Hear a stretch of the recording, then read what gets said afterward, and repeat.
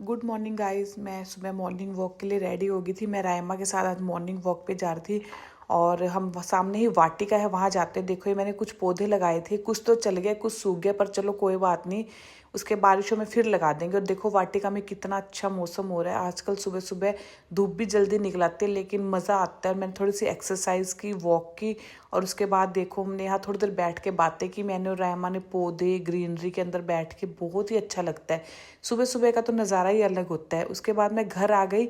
घर आने के बाद बच्चे बोले कि आज सारा काम किया, शाम होगी। शाम को बच्चे बोले हमने कुछ बाहर का खाना है, तो ये बाहर के अपना पैक कराने के लिए ले गए, क्योंकि आज मैं भी कहीं जा रही थी। तो मैंने कहा चलो तुम भी पार्टी कर लो। ये देखो इनकी पार्टी, कितने खुश हो रहे हैं। बच्चों को तो बाहर का खिला दो, उनकी तो खुशियों का ठिकाना ही नहीं रहता। पता नहीं क्या है आजकल ऐसा बाहर के खाने में।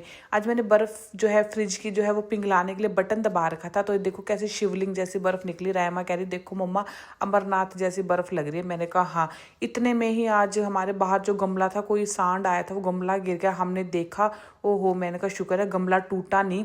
लेकिन मैंने और कृषि ने फिर उसको सोचा कि उठा के सीधा करके रख देते हैं। तो कृषि ने मेरी पूरी हेल्प की।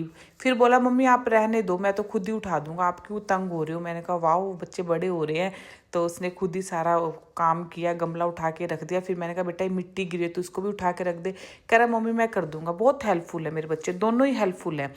रायमा भी बहुत काम करवा देती, कृषि भी मना नहीं करता किसी काम को।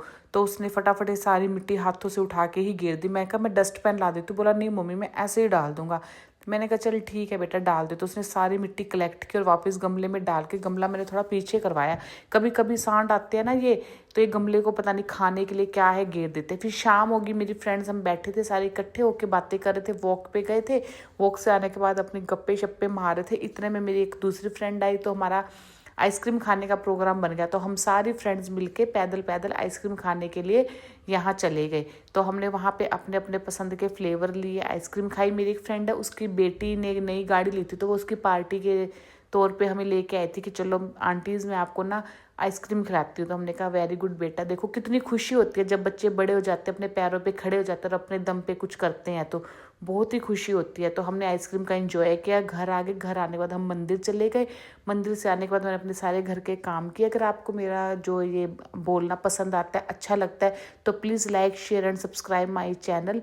और जय माता दी, बाय।